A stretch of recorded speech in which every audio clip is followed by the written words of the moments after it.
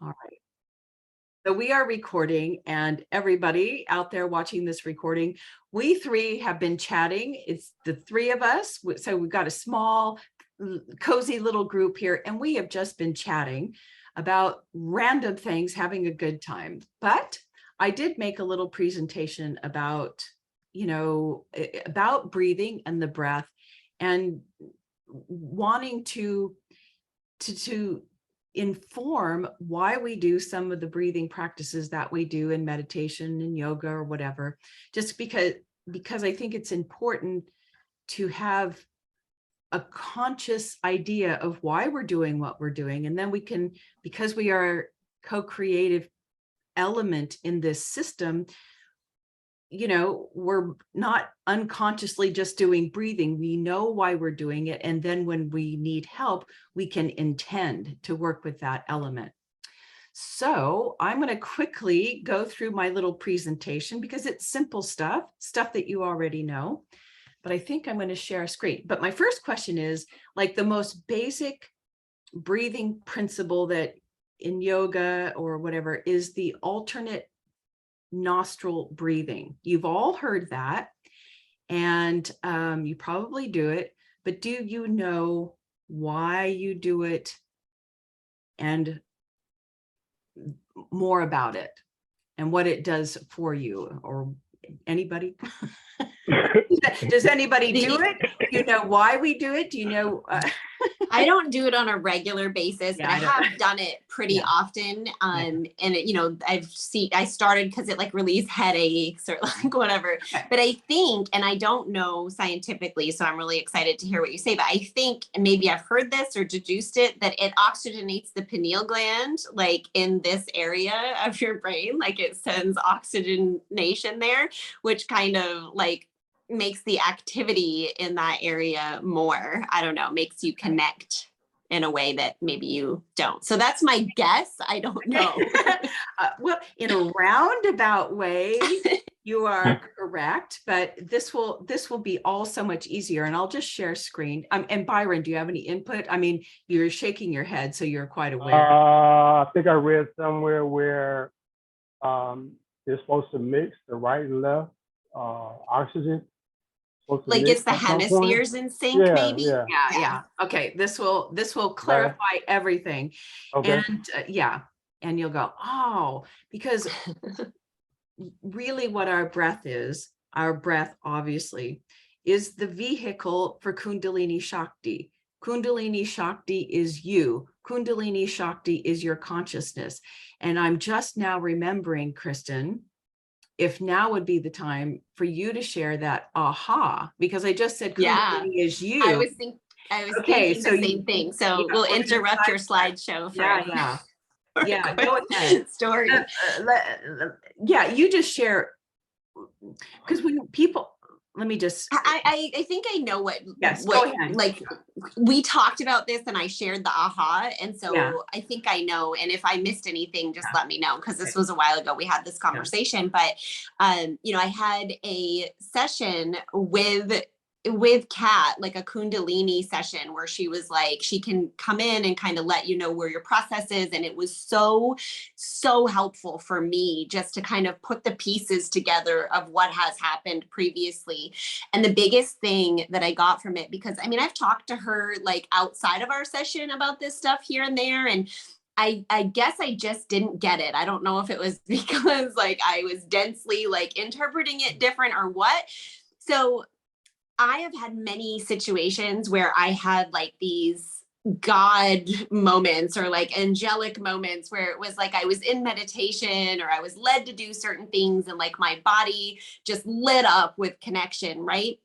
But it was before I knew about Kundalini. So when I would have these experiences, I thought it was like angels or source or whatever. And we had this conversation during our session where I became aware, like on a deep knowing level, that it's all Kundalini. So I was thinking Kundalini was like its own spirit, right? Like one of the energies that you can connect to.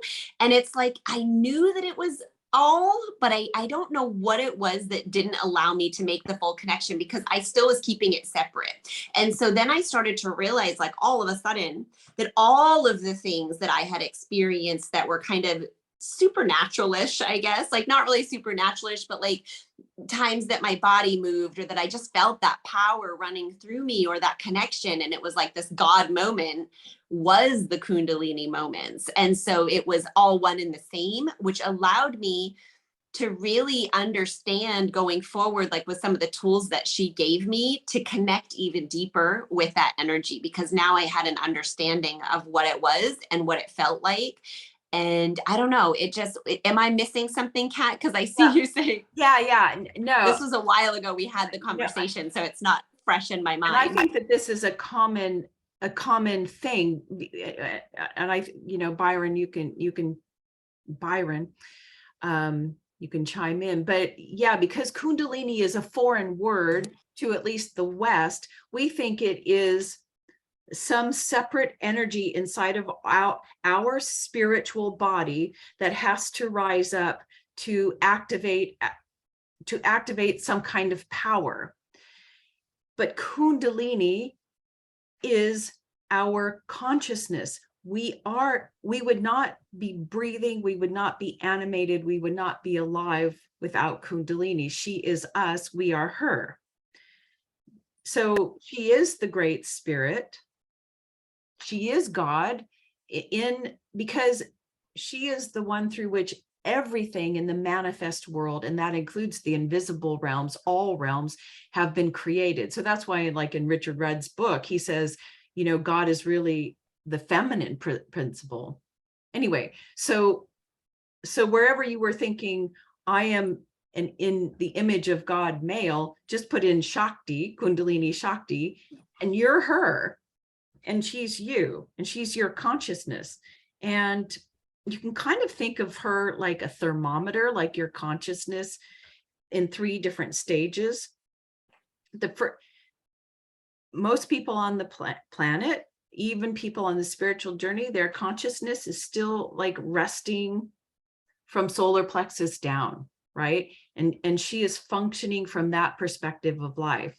But it's your consciousness, it's what drives you. And then as she raises, you go to the middle, you're like no longer at street level apartment. Now you're, whatever higher up, and then you can go to penthouse. But it is you. She is you expanding. As your consciousness expands to greater levels of awareness and planes, she rises up. Yeah, I'm losing my train of thought. You're making Oh, sense, you're and I doing think good. your You're doing words good. are activating. Yeah. Does that Good make sense to you? illustration. It's a good Yeah. illustration. Okay. Yeah. So it's like becoming more of yourself as she rises, because she you're is opening to higher levels of embodiment of her energy correct. on higher planes. And that was what I didn't get. Yeah, that you are Kundalini. It's not an outside Always, force. like all And of everything is let's differentiate here. Shakti is everything, like the grand divine mother, but her essence, which everything was born out of, which we are, right, is we are the individualized version of Shakti, and that's why we call ourselves Kundalini Shakti. We are the individualized version of Shakti.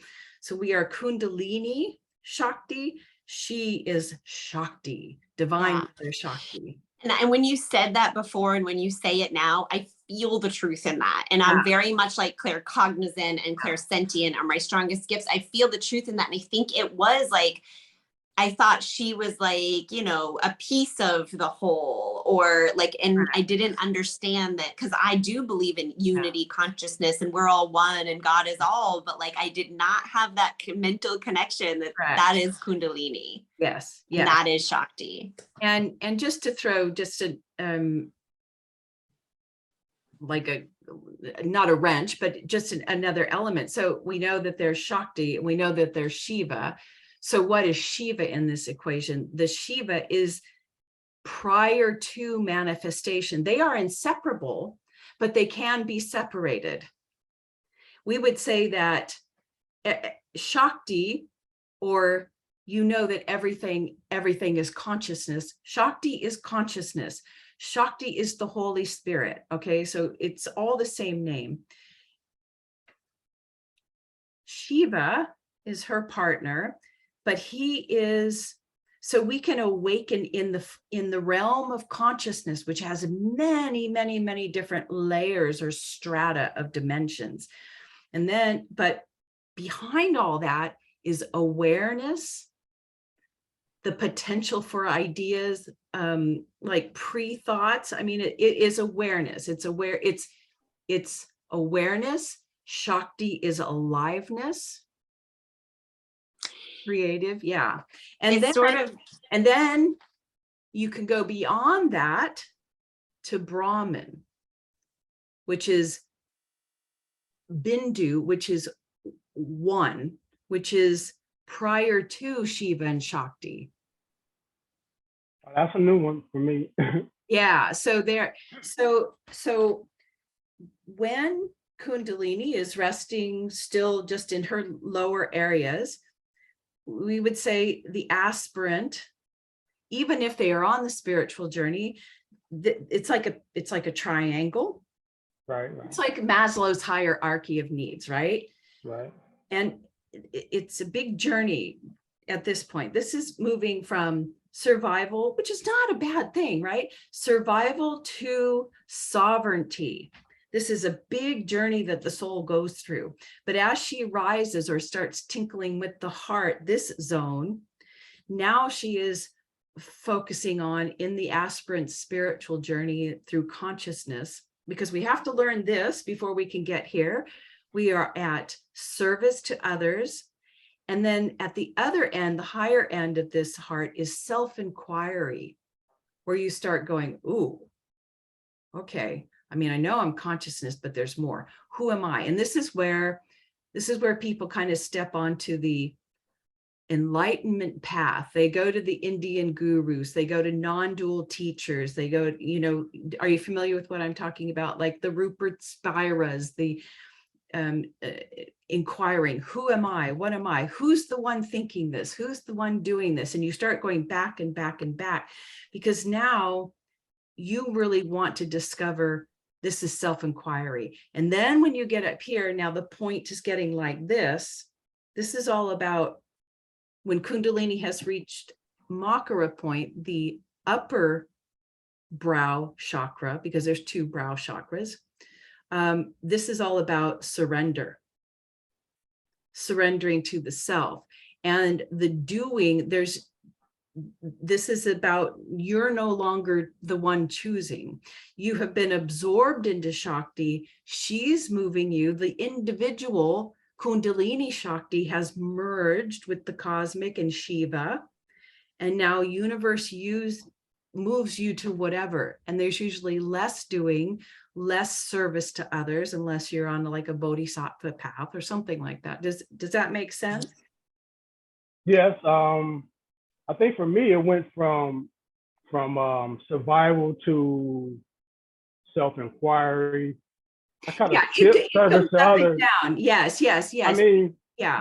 Service to others may have been included in both of those stages. Absolutely. It didn't. These are not static stages, because Kundalini moves up and down all the time, and she's hitting little processes, and then she's hitting here. And so you are in all these, depending on your process, where it's at and how active she is, these guidelines, like, you would have to know the very hidden motivations of why you're doing what you're doing. It would always be a why. Yeah. So why am I going through all this? You could be out there on the spiritual journey and doing your Reiki healing, but you still may be doing it from the perspective or the consciousness level of survival and wanting to find my sovereignty. Do you know what I mean? Or self-empowerment. And Shakti is all about you discovering your self-empowerment and, you know, being a rebel and not getting attached to the system. But that's not really her thing, right? That's an out. Am I making any sense? Anyway, we're going. It is, but it's at that level of when she's residing in the base, Yes. right? Yeah. And then as she but moves it can up, look like, it can look like, oh, right. I'm But underlying, you're doing it to prove your value, or you're doing it or because you to feel like be you must empowered. give Yeah. because that's your Yes. path. Like there can be all Correct. kinds of Yeah. reasons that it's not just Correct. openly. Correct. Yeah. Yeah. Anyway, so it's neither here nor there. It's not important. Gosh, I've taken up so much time. Should I continue on with the breathing? Yeah. I think Do it's the really breathing. interesting. I think it was a good little side note. Yeah. It's perfect. Yeah. I loved hearing it again. Sorry about that. Okay, let me see here. What are we doing? Okay, we were talking about, look at here, and I'll give you these in case you're interested. So what do I want to say about alternate breathing? These are the reasons why we do alternate nostril breathings, because they affect different aspects of our body. Now, I had a whole thing that I want to say, and now it's like flying out the window like a piece of dust. Trust whatever's there is the right thing. But when you look at the attributes that each nostril represents, okay, first of all, the nostrils are linked to the 3 major pranic channels: Ida, Pingala, and Shushumna, the central channel. And so when you see the attributes of these things, if you're breathing, because you know our nose changes every hour or so, if you are need to be studying or something, and remember it crosses over, so your left nostril, left side of the body, Pingala, but when it gets to the brain it crosses over. So if you need to be studying, you can use your alternate breathing to now have the dominant breath going through your left nostril, right? So it enhances your mental ability. The right nostril is all about our physical body, the sun, positive flow, movements. So if you're going for a workout, you might want the right to be active. But for spiritual purposes of doing left and right breathing is obviously to bring those 2 hemispheres in harmony. But the goal is to get both nostrils breathing at the same time so that those 2 pranic channels are now flowing in through the central channel, which now the individual person, Kundalini, is not the breather. You are now the true self, the seer, the Brahman. You have entered into that territory, which makes you ripe for spiritual awakening. Does that make sense? Yes, yes, yes. So the purpose of that is to do those for like whatever, however long it takes, or you can just intend to breathe through both nostrils at the same time. It will eventually happen. And then you're like there and everything settles down and you're resting in Brahman. And that's a beautiful place to be. And as you're like, and also this is why they say it's best to sleep on your left-hand side, because it will open the right nostril, which promotes good sleep. Okay. I think that's where I start too. Yeah. So Yeah. these are just some of the reasons why. And it also, I think it stimulates the vagus nerve. I mean, it's really good for your whole body. But there are other ways, obviously, of doing all this. So I hope that was helpful. Was it interesting? Yeah, that was. Yeah. Yeah. The whole point of this really is to get both nostrils breathing at the same time. I think it's important, like you said, to know the underlying intentions of why you're doing it. Even if you don't revisit this, it's in your database, in your mind, so that you're connecting. Exactly. one other thing I just wanted to share for people who don't know, because this is like an aha to me a couple years ago, and apparently everyone knew but me. Sometimes I'm stuffy and I can't breathe through my nose. And if you just pull on this little sinus right here, it Yes. opens that Yes, up. it works. So does. I'll be like this and just Oh, go right here. like Yeah. just right here. If you just open the side you want, yeah. And so if you ever have a cold and you can't breathe or whatever, it's relief. Yeah, absolutely. And that's another important point. You know, there has been scientific studies done that nostril breathing is the best breathing. Mouth breathers out there, please. But once again, if you are like, you know, I've been stuffed up the last couple of days in meditation. Me too.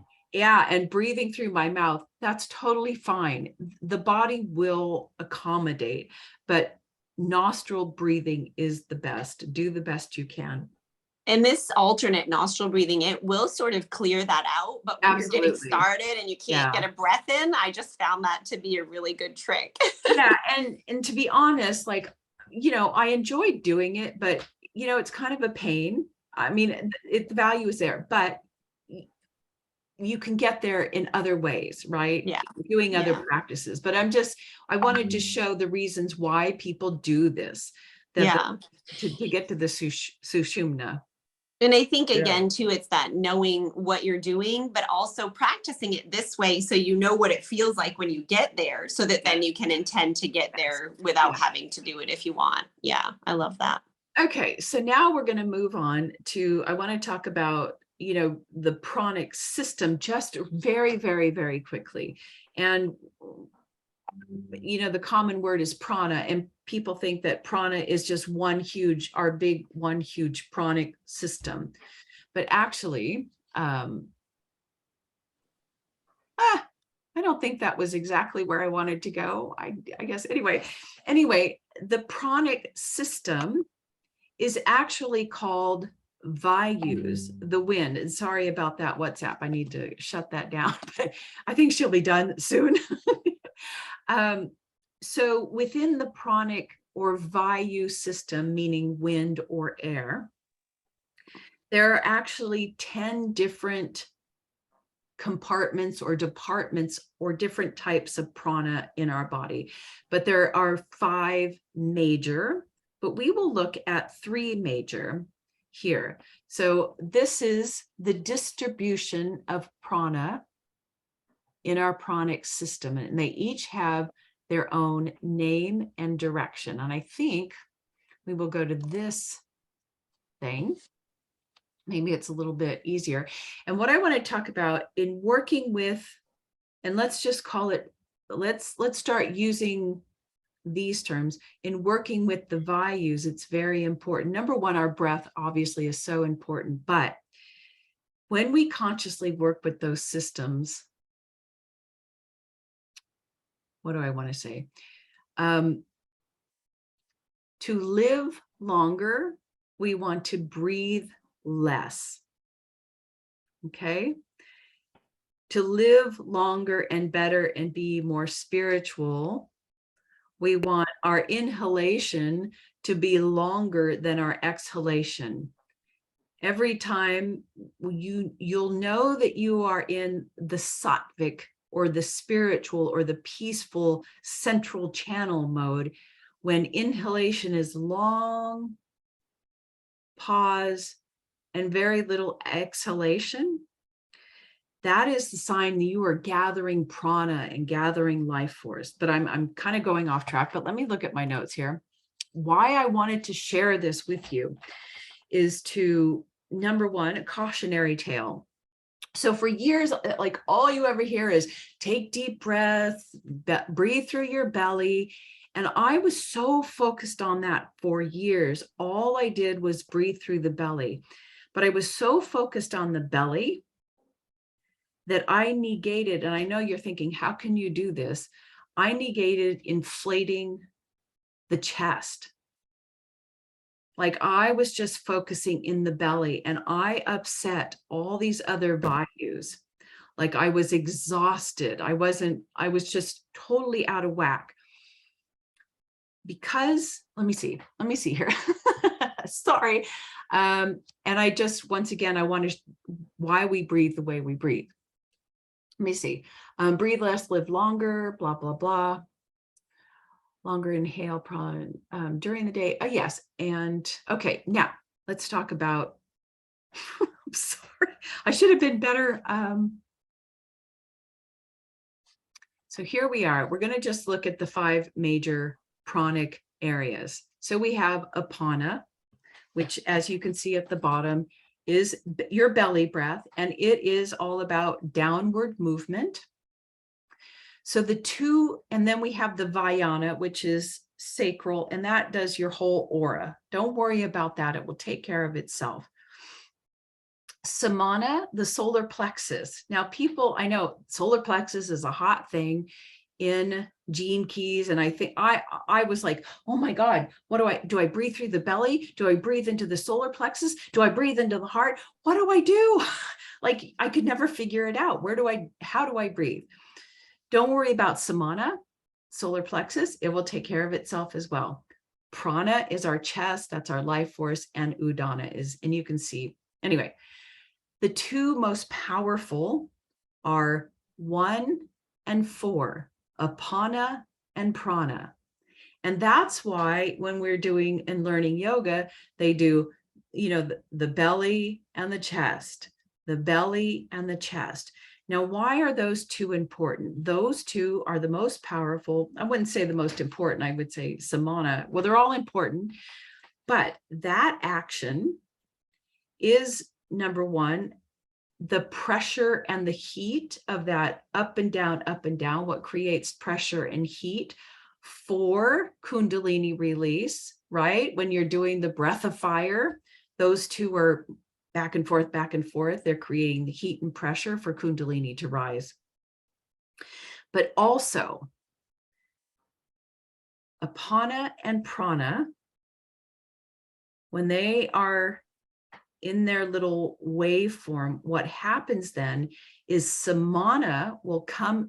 So Apana and Prana,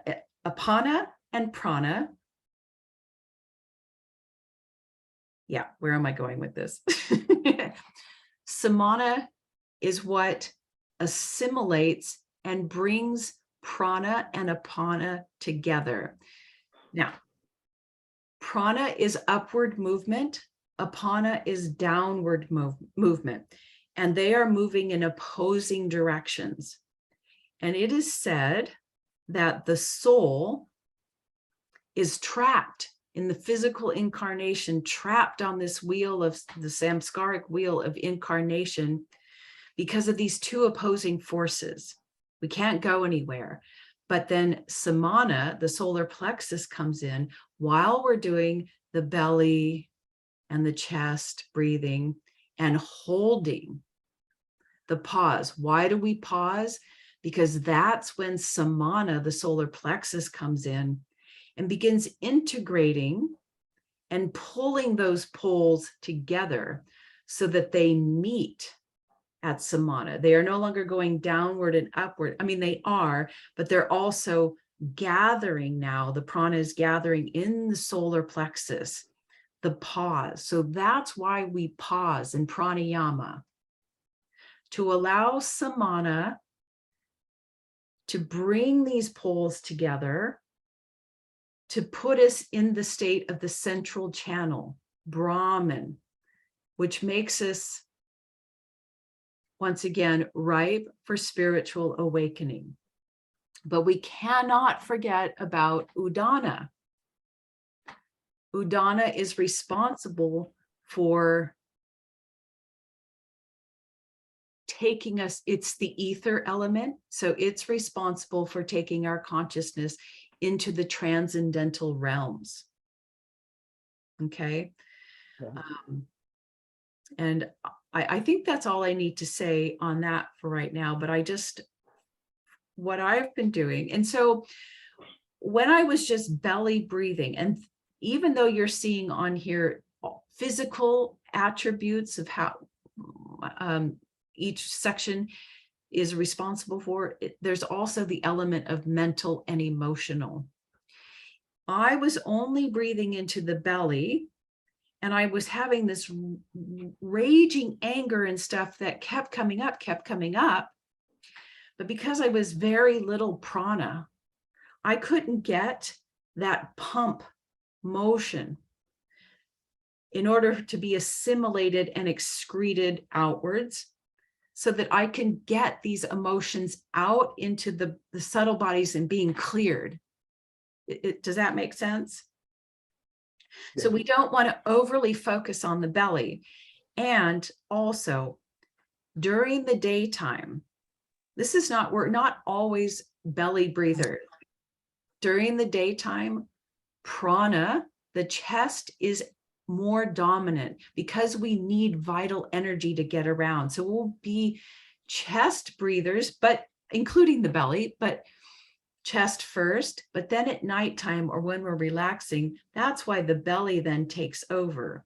It's excreting, it's assimilating, it's taking us anyway. So I'm just saying this because I have been so like paranoid, over focused. Where the fuck do I place my attention? Do I walk around breathing in the belly?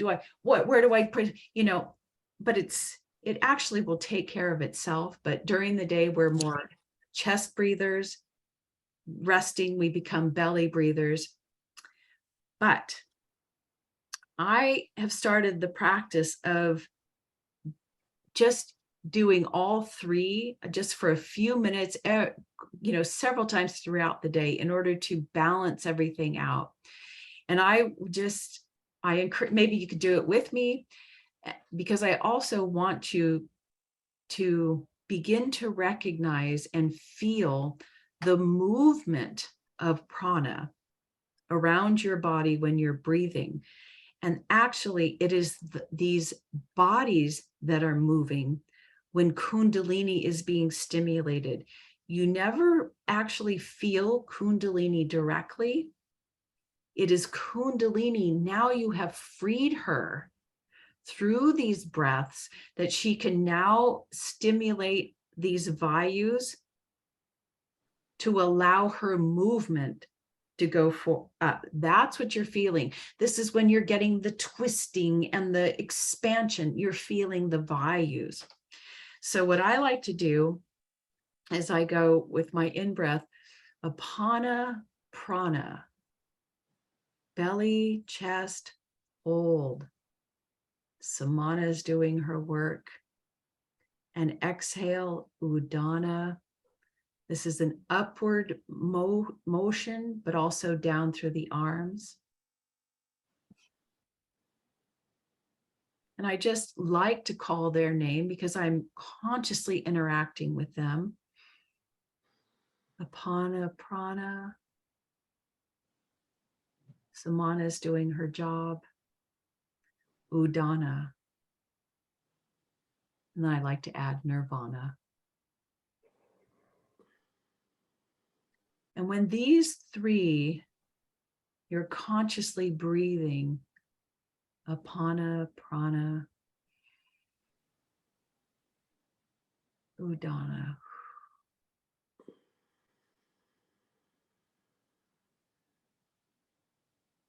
Apana, prana, udana.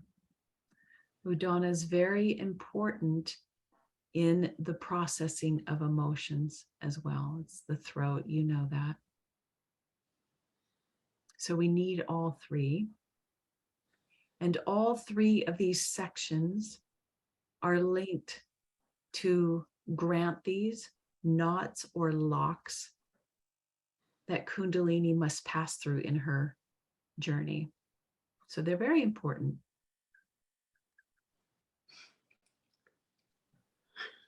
And so I just, do another breath or two, apana, prana, udana, and then just feel into your aura.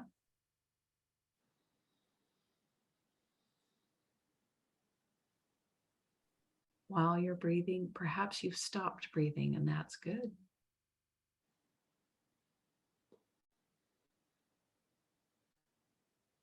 But this is a good way to begin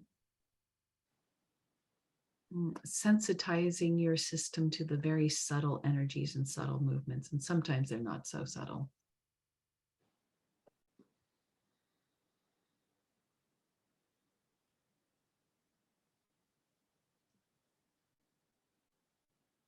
And I can tell that Apana is doing, Prana is doing her thing, because you're getting that little, I'm getting that wobbly, like the dog in the car movement. It's a spiral energy.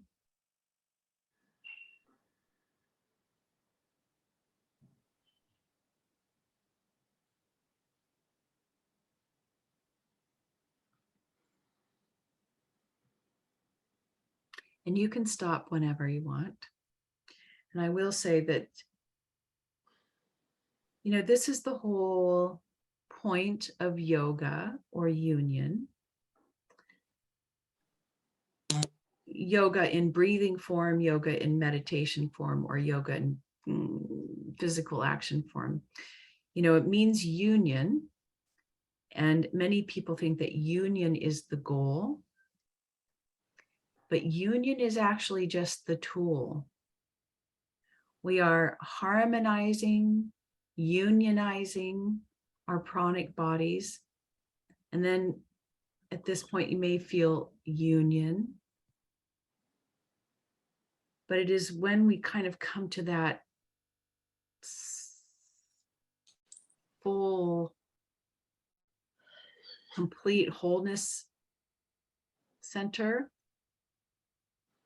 that the whole point of yoga or union is separation. Is so that our spirit can separate from this physical, so that we can find union and recognize our true self in Brahman. So many people will stop here, but we want to stay. Anyway.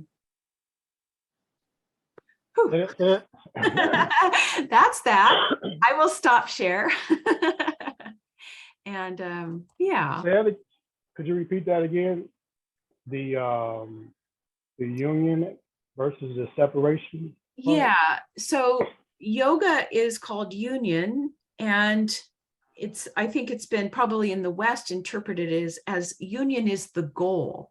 I mean, it is, but actually union is the tool or the method through which spirit can separate from the body, so that then we can have a spiritual awakening and find our union in Brahman. So many people will stop at that expansive state and feel like, oh yeah, I'm one, right? Okay. But we stay there, and we actually have to find a still point. And then suddenly, and I know you've been there, and then suddenly you're off and you're like, oh, I'm in the stars. You know that place? I'm in the stars. You think it gets black and you feel like you're floating with the stars. That's when your spirit has separated from the body, and stay with that, because that's so union. So yoga is the tool for separating spirit from body. Okay. Yeah. I don't know. I don't know if any of that made sense. Let me put all of these documents in the chat in case you want to, or do you? That was really good and really powerful. I really am glad that you went ahead and shared that with us, because it kind of put together different techniques that I've experienced in a much more powerful way. Oh, and I can feel it working. I was kind of quiet because it's working on my heart space. I feel like, that healing tingle where like, there's something to move here. So I'm going to sit with that longer later on my own. Now, can I just do that? Will that work? Let's see. Can I put things in the chat here? Oh, I do I don't have to know. attach a document? Hold on here. Oh yeah, there we go. Let's see. I thought I could just like throw it in there. Surely. I just screenshotted them personally. Oh, okay, good. Me too. Did Oh, you? okay. So we're good then.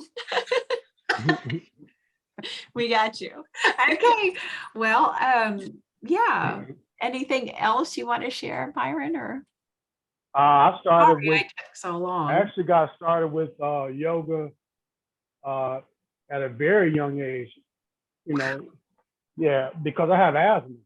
Oh, wow. So I was really intrigued by Eastern philosophy and the Zen masters and martial arts, Wow. at a young age, yeah.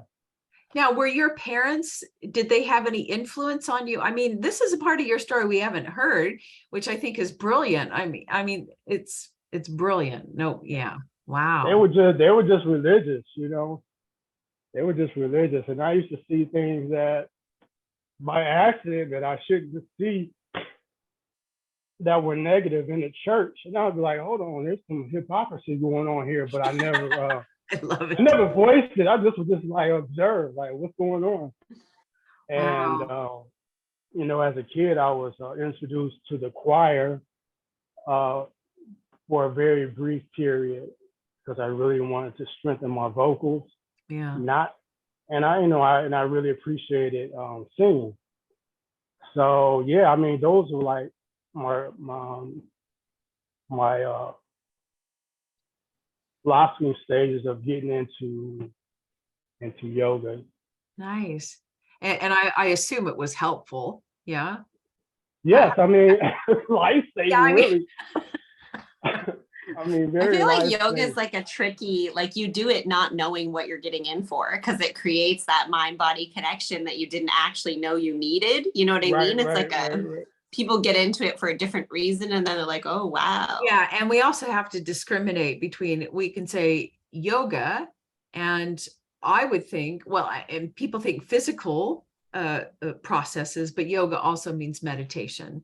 Yeah. The yana yoga or the tantra yoga, which is meditation, basically. Right, right. I got into the meditation part, I would say roughly around the age of 27. Wow. It was like 2 years after my marriage or something like that. Wow. Yeah. You're wow. The meditation part of, because I was experienced, I was diagnosed with major depression, Yeah. PTSD as a result of an assault. Mm. So this one particular counselor recommended art and yoga. Nice. So, Wow. yeah, so. You know what? And I'm sure that was quite a few years ago, not saying that you're older, but Yeah, that no, was pretty progressive. Anyway, yeah. Kristen, if you have to go, it's fine. I didn't want you to I'm okay. okay. Wow. Did you ever yeah. I was thinking, oh, I didn't start meditation that early, but yeah, silly. Of course I did, because transcendental meditation was hot on, I mean, it's still hot, but it was really hot, back in the 60s, 70s. Yeah, I heard. Yeah. I think my first times doing yoga were meditative and I wasn't looking for meditation. Do you know what I mean? I guess that was kind of my thing of like, hey, like, because you have to kind of like pay attention, get in the pose, feel into it, pay attention to your body, be in the moment, And so I think it was like, I just didn't know I was meditating. Yeah. Anyway, well, I hope that was interesting. Helpful. It was really good. I really thought it was perfect. I was so glad to stay and hear it all. I think it's going to be really, really important for people to connect that the way that the breath moves. It's really powerful. Thank you. Yeah. Well, who knows if we'll continue. Well, you'll continue regardless. So we can watch the information. Yeah. All right. So I'm going to end. Let's see. I'll stop recording.